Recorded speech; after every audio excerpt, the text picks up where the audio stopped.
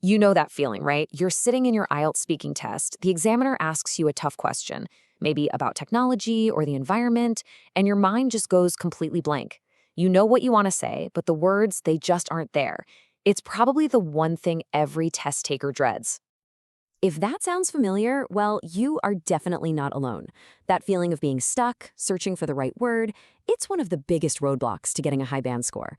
But what if I told you there's a smarter way to prep, a method that lets you ditch those endless, random word lists for something way more effective? So, welcome to the Explainer by IELTS Guide Phil on YouTube.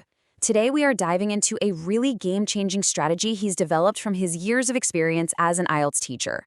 This is all about making sure you have the perfect words ready to go exactly when it counts the most. So, let's get into it. Okay, so let's break this down. This whole strategy is built on one simple, powerful idea. Stop learning random words. Seriously. Instead, you're going to focus all that energy on topic-specific vocabulary. But why? Why is this so much better? It really comes down to working smarter, not harder, and understanding what the IELTS test is really looking for. And it all comes back to this key term you see on the official marking sheets, lexical resource. Now, this isn't just about knowing a bunch of big, fancy words. Nope. It's all about your ability to use a wide range of words appropriately for whatever topic you're talking about. And this topic-focused approach, it's the perfect way to build that exact skill. And this quote from IELTS Guide Phil just hits the nail on the head. Your success heavily depends on this one skill. In other words, when you start building your vocabulary around these core topics, you're directly training one of the most important muscles you need for a high score. So, you're probably wondering, okay, what topics should I actually focus on? Well, let's break them down into two main groups. First up, we've got topics that are all about society and people. You know, themes that pop up in our daily lives, our interactions, and the communities we're a part of. And a classic example of this is health and medicine.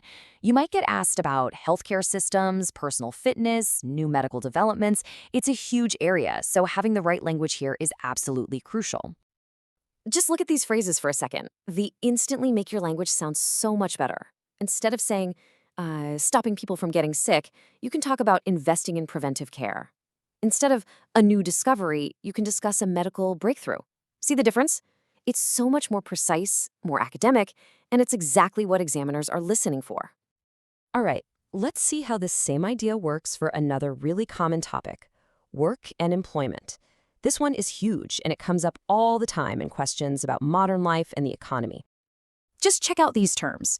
When you talk about the gig economy, like Uber drivers or freelance diviners, or you discuss workplace culture, it shows the examiner your vocabulary is plugged into the world today. It proves you can talk about what's happening right now with confidence. And to round out this first big category, let's look at culture and tradition. These questions often ask you to think about your own country or compare different societies, so having a rich vocabulary here is a must. Phrases like cultural heritage or cross-cultural communication let you express some really complex ideas with total clarity. You're not just describing things anymore, you're analyzing them, and that is what high-scoring answers do every single time. All right, let's switch gears and move to our second major category, the world in progress. These are the big picture topics, the ones that deal with global issues, scientific developments, and, the future of our planet. You'll see these a lot in writing task 2. And there is probably no bigger topic in this category than the environment and climate change. It is almost guaranteed to come up in some way, shape, or form. So being prepared for this one isn't just a good idea, it's essential for getting a high score. I mean, these terms are just non-negotiable. Being able to confidently talk about reducing our carbon footprint or the importance of sustainability immediately tells the examiner that you have a high level of English proficiency. Next up, another giant in the IELTS world, technology and innovation. From social media all the way to artificial intelligence, the impact of tech is a constant source of exam questions. And think about it for a sec. Using specific terms like artificial intelligence or cybersecurity, instead of just saying computers or the internet, shows so much more depth and range. It just proves you can handle a detailed, modern discussion. Okay, so we've covered the why and the what. Now we get to the most important part, the how. How do you actually turn these lists of words into a higher band score? Well, it's actually a pretty simple 4-step process. It's really just a simple 4-step loop. First, you pick one core topic, let's say the environment. Second, you create your own vocabulary bank with key terms, what they mean, and maybe an example sentence. Third, go find some sample IELTS questions and practice answering them using your new words. And finally, and this is the most critical step, you have to actually apply it. You've got to use this vocabulary in your own speaking and writing for it to really stick in your brain. Now, what we've talked about today, we've really only scratched the surface with a few examples. IELTS Guide Phil has actually identified dozens of these core topics that are absolutely essential for your prep. So for the complete list and to dive even, You're going to want to head over to IELTSGuidePhil.com to read the original blog post. You can also find more explainers just like this one right here on the YouTube channel, and you can get amazing support by joining the Facebook community. All the links you need for all of that are waiting for you in the description below.